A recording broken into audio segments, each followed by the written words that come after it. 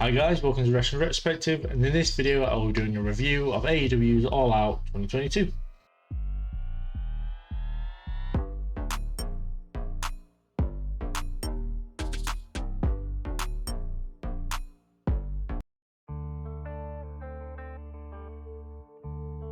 So starting off on the Zero Hour, which is kind of like the hour pre-show before the main card, we had Sammy Guevara and Tay Mello defeat Ortiz and Ruby Soho to retain the AAA Mixed Tag Team World Mixed Tag Team Championship. I don't know how you word it, but the Mixed Tag Team Championships.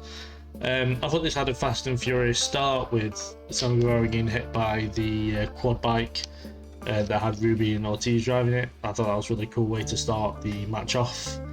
Very innovative. I think that's what I said. But yeah, it's kind of like a different way to start a match. It was unique. But for a match that was under 10 minutes, I thought it was very action-packed. Getting Anna Jay involved, and she would end up being part of the finish where Take On 2 would get the win.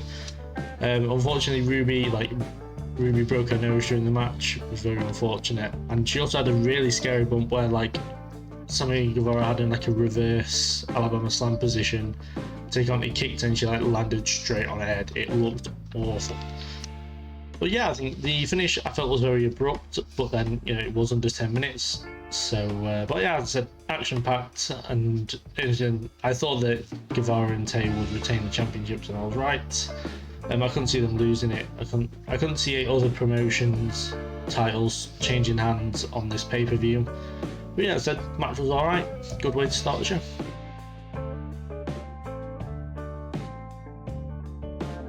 Following that, we had Hook defeat Angelo Parker to retain the FTW Championship. There was a really quick match. It went pretty much exactly how I expected it to go, with Hook getting a pretty squashy-like win on Angelo Parker. After the match, 2.0 attacked Hook, where Action Bronson came from out the crowd, who Action Bronson who sings or has made the song that Hook uses as his entrance theme, comes into the ring and makes the save.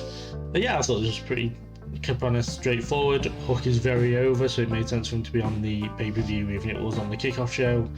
But yeah, I really enjoyed it. Really like Hook. I think he's going to make a great, hopefully very long FTW champion.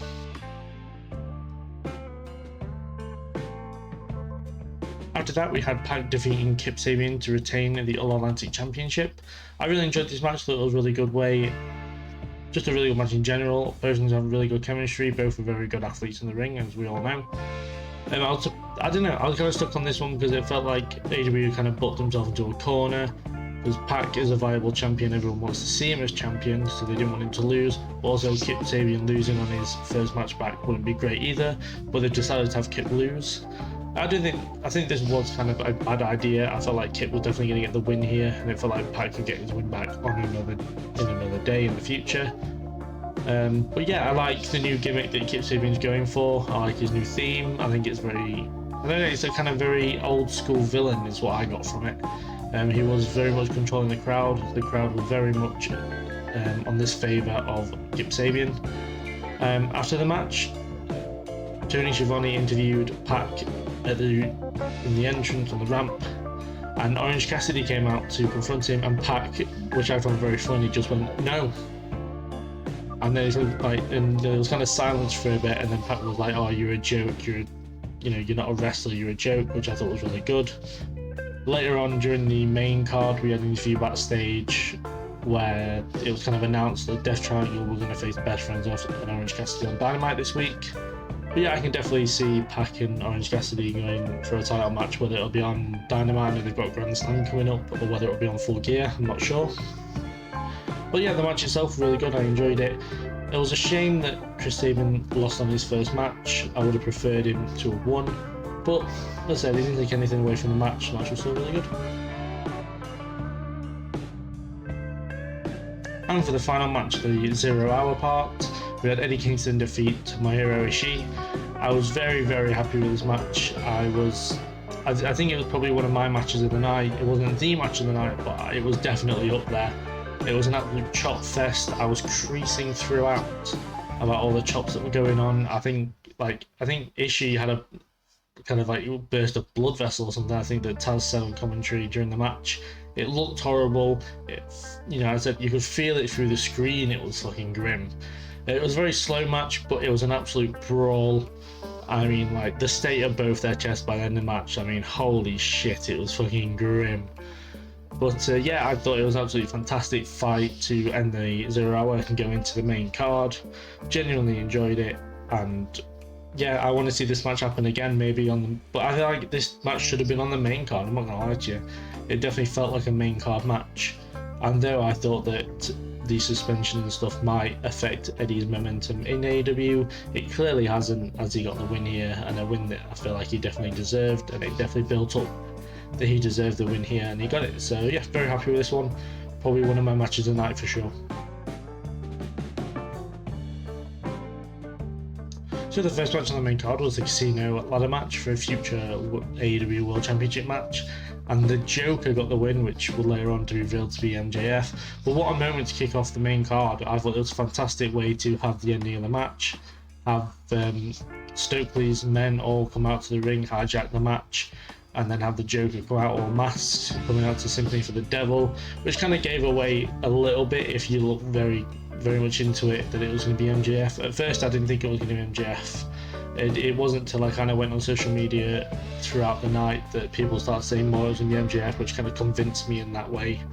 But yeah, I thought it was a fantastic moment. Some highlights, I think Andrade, respect to him, he got fucking massacred during this match. He took a he took a Canadian Destroyer onto a ladder, which looked horrible. There's kind of like the Claudio with all the ladders, and he tipped it up, and then like an X, and it just looked really weird. And then taking a bump to the outside, I thought was awful. But then at the same time, Andrade did a huge kind of power bomb onto a ladder, but I can't remember now off the top of my head who it was to. It might have been Phoenix or... I can't remember who it was to, but it looked brutal. It kind of had your cliche kind of ladder match bumps to it, but that Canadian Destroyer on the ladder looked awful and made me really cringe. And again, what a moment to kick off the show, have everyone guessing about who was gonna be in it, who wasn't, who the Joker was, everything like that. So yeah, I thought it was a great moment, and I'm glad that MJF got the win here. Obviously we didn't know at the time it was gonna be MJF, but I'm glad he got the win here and that he's gonna be set up for a world title match. Following that, we had the Elite defeat Hangman Adam Page and the Dark Order to become the first ever Trios World Tag Team Champions. In my opinion, I thought this was match of the night. I know that Eddie Ishii and the Acclaimed versus Swivel and Glory match were very close, but in my opinion, I enjoyed this the most out of the three. Just some highlights for you. I thought that it was a very high octane match. I'm glad that they got kind of all the personal stuff between Hangman and Omega and Hangman and the Bucks out of the way quite quickly, so then they can get thoroughly into the match, which I really much enjoyed. For the most part, it was very even. I didn't know which way it was going to go. I could understand each way why each team would win. I think I did question at one point the referee's kind of decision on what's rules and what isn't. As soon, like, everything all broke down as it usually does in these kind of matches, but then as soon as Hangman and Omega got in the ring together, because they weren't the legal men, the referee started enforcing the rules. I did question that a lot. I know in AEW they can like be a bit nicer with the rules, not be so strict.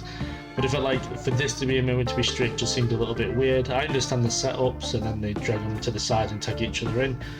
But yeah, it just didn't make any sense to me after everything had broken down, to have everybody in the ring all at once, everything like that, to suddenly start enforcing the rules didn't make any sense to me. As for Kenny Omega, he looks back to 100% in my opinion. He was incredible during the match, doing his big flips and everything like that. I really enjoyed it. It doesn't look like he's missed a beat in 10 months, which I know is very impressive.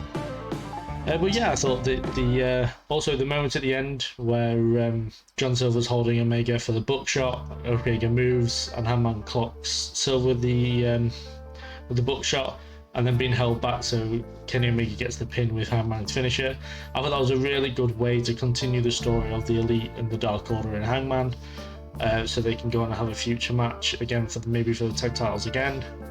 It did seem like Alex Reynolds got hurt during the match. Not sure when, but obviously on being the elite, he was on crutches. I'm not sure where that came about, but I hope he gets well soon, of course. But yeah, the match itself really good. I very much enjoyed it. As I said, my match of the night, and I can't wait for them to have another one.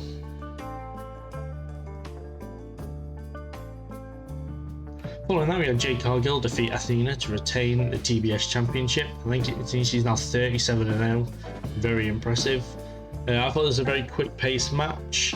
Layla Gray at the start of the match took an absolute brutal drop kick to the barrier on near the end of the ramp. I generally hope she's okay because it looked grim.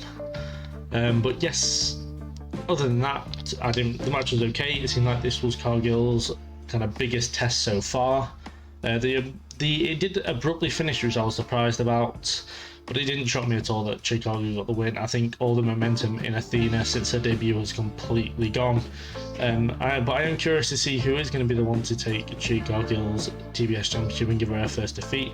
I think someone's going to have a really, really big build to kind of get to that point and always have the upper hand, maybe take out the baddies as well.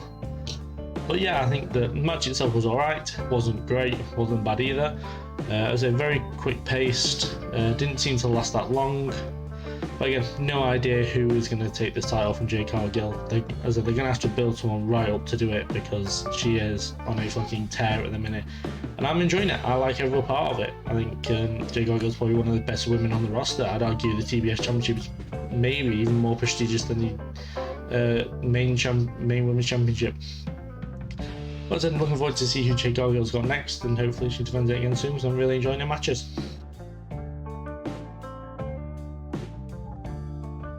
Following that, we had FTR and Wardlow defeat the Machine Guns and Jay Lethal. But yeah, I thought this was a really good match. Tag team wise, it was absolutely fantastic. I kind of get the feeling that they're trying to build Wardlow isn't like a Goldberg, like prime Goldberg character, not like the one we got fucking from 2016 to now, but kind of WCW Goldberg, the entrance coming from the back into the arena, everything like that. I'm not a fan of it. I think it's because it reminds me of Goldberg, and I fucking hate Goldberg. I also think that Wardlow's lost a bit of momentum, which I kind of blame by MJF cutting his promo after the match he had with Wardlow. But then, he's kind of got his own back, technically, from everything that's happened after the media scrum. But yeah, I think it was alright. As I said, lovely tag team wrestling. They showed off the guns very well. I noticed that they had control of probably the most part of the match, to be fair, did the heel team. But yeah, we had a feel good moment at the end where, which one was he? Dax Harwood's kid came into the ring and pinned Sanjay Dutt, which I thought was a really nice moment for them and for the crowd as well. And we also saw the return of Samoa Joe, which I'm very happy about. I'm a big fan of Samoa Joe, and it seems like he's carrying on his feud with Jay Lethal and his little group. But yeah, I thought, as a great tag team match, really good. I didn't really have much interest going into it, and I'm kind of hoping that we get a Machine Guns versus FTR just tag team match in the future. And yeah, I'm kind of losing my fandom in Wardlow. I think he's running too much of Goldberg, as well as just the powerbomb stuff doesn't really. It's like I get why people enjoy it. It's just that it's not my kind of thing. And, that's just how it is. So following that, we had Powerhouse Hobbs defeat Ricky Starks. The feud I wasn't really interested in going into the pay-per-view. It seemed very one-sided towards Hobbs. He targeted Ricky Starks' neck really, really well as the heel character. And yeah, I feel like it was a really good win for for Powerhouse Hobbs on pay-per-view. I feel like the feud is going to continue, which I'm not best pleased about, but I know Ricky Starks is very over. They seem to want to build him as a future world champion, which I understand. He is a very good athlete. And yeah, and they want to build Hobbs to this kind of, powerhouse, it's in the name. But yeah, as I said, feud I'm not really interested in, but I can see them continuing it until, I can see them doing like a best of 3 and Ricky Starks getting 2 wins over Powerhouse. But yeah, that's a decent match, very one-sided, but very good heel tactics by Powerhouse Hobbs.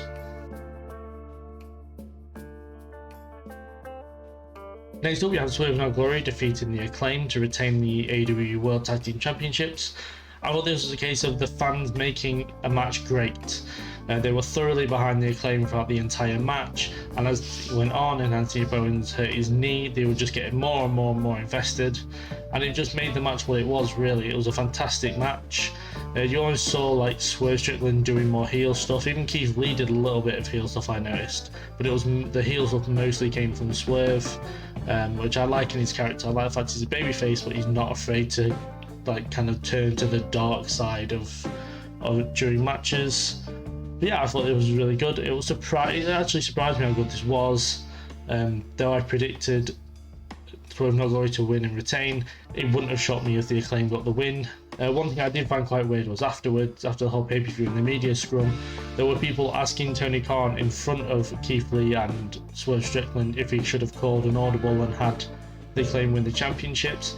I find I saw that as very rude, like to ask the booker in front of the champions if he should have called an audible and had them lose the titles. Just didn't make any sense to me. You'd ask that while the champions weren't there. So it wouldn't surprise me if that kind of added to Swerve No Glory turning into a heel team, to be fair, but I can't see Keith Lee as a heel, I'm not going to lie to you. But then, you know, for most of what I saw of him was NXT when he was a massive babyface. Like I said, fantastic match. Fans added to it brilliantly. Really enjoyed the fans absolutely going for it for the Acclaimed. I honestly thought they were going to win at one point, which just added to the match quality. But I'm kind of happy that Swerve No Glory got the retain, and hopefully the Acclaimed will come back again and maybe they'll get it next time. Following that, we had Toni Storm defeat Dr. Britt Baker, Hikaru Shida and Jamie Hayter to become the new interim women's world champion. This match I did really enjoy. It wasn't quite as good as the other matches I've mentioned throughout the card. For matches of the night, it wasn't as good as Kingston Ishii, and it wasn't as good as Swerve No Glory, when it was good as the trios tag match. But I really felt like it was up there. I was surprised how much the fans were into Jamie Hayter. She was getting a lot of the fanfare throughout the match. I did think at one point she was going to win the match, but Britt Baker pulled the referee out of the ring. It didn't surprise me that was the case. I think that'll lead to cracks starting to form between the two, and then maybe a Batista-like turn from Jamie Hayter on Britt Baker.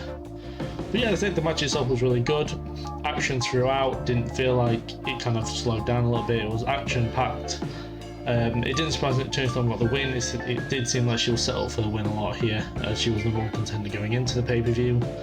And again, she kind of in the media scrum, just to add to the more controversy, it seemed like Toni Storm was suggesting that Thunder Rosa isn't really hurt.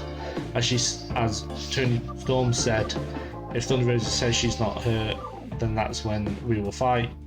But if she is hurt, then... But she wasn't saying she is hurt, she's saying that she is hurt, which suggested that she might be lying. But yeah, I said the match itself really good. Generally enjoyed it. I really wanted Jamie Hayter to win this match, and when she did get that near fall, I nearly cheered, but luckily I didn't in time to make a fool out of myself.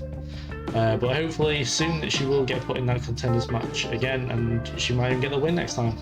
But yeah, overall, match really good. Generally enjoyed it. New champion. Well, new interim champion. After that, we had Christian Cage defeat Jungle Boy in a very much of a squash match. Only a spear and a kill switch took out Jungle Boy after Luchasaurus turns on him.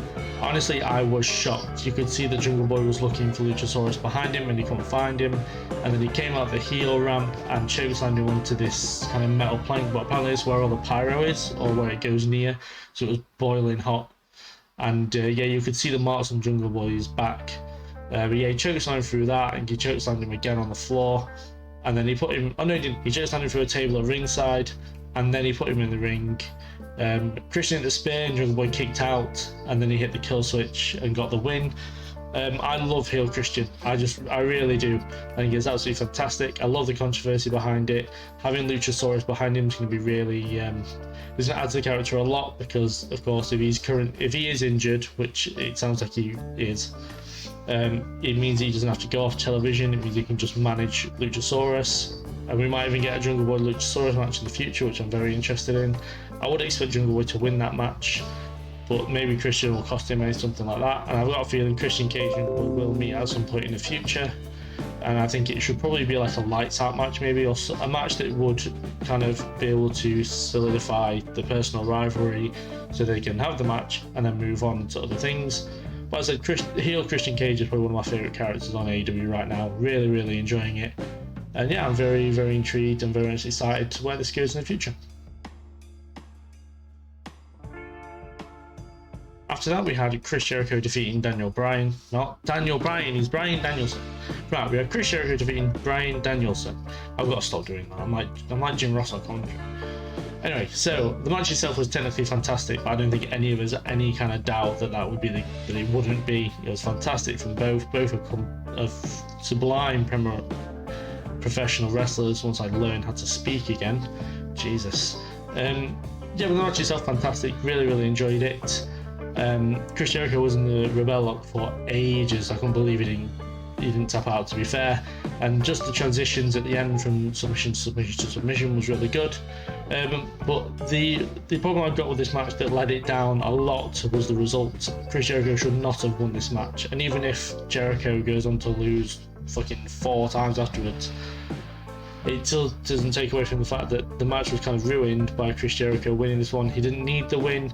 It was kind of settled for Danielson to get the win here. You know, obviously Danielson lost not blood and guts. He lost the last pay-per-view match with Jericho when they had the Anarchy in the arena, and now we've got this as well. And it's just, I don't know, it just feels like Jericho's putting himself over a bit, which is a shame. I said the win would have helped Danielson more than Jericho, and I've got a feeling it's going to be another case. Same with MGF, same with Eddie Kingston, where Chris Jericho gets the better of the feud, though he doesn't need it, which is disappointing. It's kind of turning me against liking Jericho, and Jericho is like one of my favourite wrestlers of all time.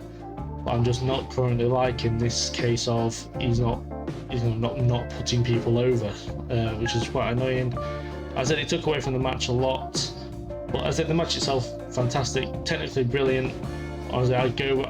If you haven't watched it, go and watch it. It is really good, but yeah, the result let it down a lot. Next up, we have Miro, Darby Allin, and Sting defeat the House of Black. I felt like the result itself here was again the wrong one. I feel like the House of Black should have got the win here. I think it was like they got beat for like the first time a few weeks ago just on Dynamite, which I was very surprised about. But yeah, I did expect like the team of Miro, Allin, and Sting to fall apart a bit, and they suggested that in the first part of the match when Miro was refusing to tag in Darby Allin and Sting. But eventually they kind of they kind of just tagged themselves in eventually. And yeah, then the match kind of got going a bit more. It was a lot more scrappy compared to the other 2 six-man tag team matches on the card, which I preferred. I prefer kind of scrappy matches. All 6 are fantastic athletes. Sting continues to impress even in his old age, and yeah, I just felt like it was a really good match. Miro, I feel like Miro didn't properly get revenge on the House of Black. Kind of at the end of the match, he was like at the top of the ramp when the match had just finished after Darby or Sting, can't remember which one got the pin. So it feels like they're going to carry on for the House of Black and Miro at least. I did honestly expect Lana to get involved, well, Lana or CJ Perry to get involved, and there'd be a moment between Miro and Julia Hart where she would make a debut, but that wasn't the case, obviously. But yeah, the match itself was really good, really scrappy, which I prefer in my tag team matches compared to others. The lighting is terrible because I'm sat in front of a window. But yeah, the match was good, really enjoyed it. But yeah, it doesn't seem like Miro's done with the House of Black in my opinion. And finally, in the main event, we had CM Punk defeat Jon Moxley, become the new AEW World Champion. Yeah, I thought this match was, again, a great match. Really good. They both beat the absolute shit out of each other. Really enjoyed it. Both ended up bleeding, I think. Or at least Punk did, anyway. But yeah, Punk sorted his injuries really well. The injuries to his arm. He was kept reaching for his elbow. And obviously his foot as well was targeted. I wouldn't say it was match of the night, though. They didn't really sit close to any of them, really. I don't know whether it was because I was so tired at this point that I wasn't fully concentrating. Well, fully concentrating, I wasn't appreciating it as much as if it had been earlier on in the card. But obviously, it was clearly going to be the main event. But at this point, it was like 5 in the morning ish in the UK, and I've been up most of the day, and obviously the whole thing started at midnight, so it's 5 hours long. Obviously, I wish it was a bit shorter, but I get why it is so long, with them only being 5 times a year. So I get why they're long. It's just a case of kind of preparing yourself better for it, I guess. And then at the end of the night, the Joker came out. It played a voicemail of Tony Khan talking to MJF, and then the Joker revealed himself to be MJF, and then he stared down with CM Punk. And he is the new #1 contender for the World Championship, who's going to take on CM Punk. When that feud happens, I have no idea, as you know, CM Punk has been suspended as far as we know, for everything after the media scrum, which I'll talk about in kind of the next bit after this. But yeah, very much looking forward to Punk MJF 3. And I'm not going to lie to you, I'm a big CM Punk fan, but I kind of hope that MJF gets the win on that one. I think he very much deserves the AEW Championship, and it would add to his whole kind of storyline with Tony Khan, whereas he's come in, won #1 contender shot, won the title of Punk, which means he wins the feud, which is very rare for MJF to actually win a feud. But yeah, no, very much looking forward to the match between MJF and Punk. Liked the match between Punk and Moxley. Not very sure where Moxley goes from here. Very worried about that fact as well. But then with Kenny Omega, the Bucks, and Punk suspended, maybe Moxley will have more time to kind of get into something new with somebody else. Yeah, as a great match to end the night. Controversy to properly end the night, which I'll talk about in the next bit. But yeah, overall, really good. So kind of adding on to the review, I thought I'd give my opinions on the fallout between CM Punk, Ace Steel and the Elite that has happened after the media scrum. As we know, it's all kind of rumour and stuff right now. We don't know exactly what's happened. There's been word of chairs being thrown, fists being thrown, arguments, all kind of shit's gone down. There's been, you know, announcements today that Omega, well, pretty much everyone involved in this whole thing has been suspended, which I'm very surprised about. There's been talks of Punk getting fired, Steel getting fired. It's kind of all over the place. It's kind of taken over the entire wrestling news right now. But yeah, I think my opinion of it is, I mean, if the Elite have gone in and kicked the door down of CM Punk, that is clearly going to provoke him. You know, I think we know as a whole that Punk is quite easily provoked, but will also be full on opinionized when that kind of happens. I don't know, I kind of see both sides of the story. CM Punk did go in on a lot of people, like, you know, the EVPs, Cole Cabana, Hangman Page, you know, even call people like MJF pricks, which I get in the storyline, but it doesn't make sense. I can't imagine in real life that's the case. I mean, it might be, I don't know. But yeah, I don't know, it's just really weird to like see this happen kind of out of nowhere. It definitely surprised me when I was watching the media scrum to hear very little silence went by. Sorry, I live right outside of Main Road. But yeah, it's kind of like CM Punk did call out a lot of people, insulted a lot of people during the media scrum. It kind of, for me, it fell out of nowhere. I don't understand if it was just Hangman Page that he went in on, but to insult the EVPs as well seemed to be out of the blue. Someone asking about Cole Cabana didn't really make any sense in my opinion. I don't get why that's relevant now. Maybe I've missed something. Knowing me, I probably have. But yeah, I'll be very surprised if Punk is actually let go from the company, and I feel like it would be a huge mistake if they did. But then at the same time, you know, if I did that at my work, I'd get fired. So then it's only fair that he gets treated the same as anybody else. But, you know, all Tony Khan does is talk about how much money CM Punk's made for the company and everything like that. So I just can't see it happening. I mean, saying a mistake probably wasn't the right thing to say, but I think it'd be one of the biggest news things in a year where there's been news all over wrestling with Vince McMahon retiring, all this going on. It seems like AEW is almost falling apart from the inside. But yeah, I don't know. It's kind of a weird one. Felt very much out of nowhere, but I'm very interested to see where this goes. As I said today, it's come out that everybody involved has been suspended. I can't see CM Punk getting fired, though it wouldn't massively surprise me if he did. I can't see the Bucks and Omega getting fired at all, but I think it's the fact that they were sticking up for themselves and their company whereas Punk was just kind of ridiculing it all. The fact that Tony Khan just sat down next to Punk like nothing was happening during the media scrum just seemed a bit weird in my opinion. It was like Punk's getting special treatment. Anyone else, I feel like Khan would have like told them to kind of calm down a bit or something like that. But yeah, I'm kind of very surprised how this has come around. I'm very intrigued to see where this goes. It wouldn't surprise me if some people referenced it on Dynamite, especially people like Max Caster and MJF, just to get, you know, a reaction out of the crowd. But maybe at the same time, Tony Khan said do not mention it at all, because apparently there's legal representatives involved. But yeah, it's kind of very weird going on in AEW. Very surprised, and I'm very intrigued to see where this goes and how it'll affect the company going forward. So they are my thoughts and opinions on AEW's All Out 2022, as well as what happened after the media scrum. But yeah, match of the night, Elite versus Hangman and Dark Order. If you agree with that, or if you think that something else should be match of the night, do leave it in the comments.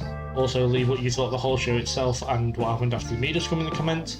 And also any feedback you've got for me. I want to know how I can improve the channel for you all. And as usual, of course, subscribe, notification bell, of course, like the video, and I'll catch you in the next one. But for now, I'll see you later.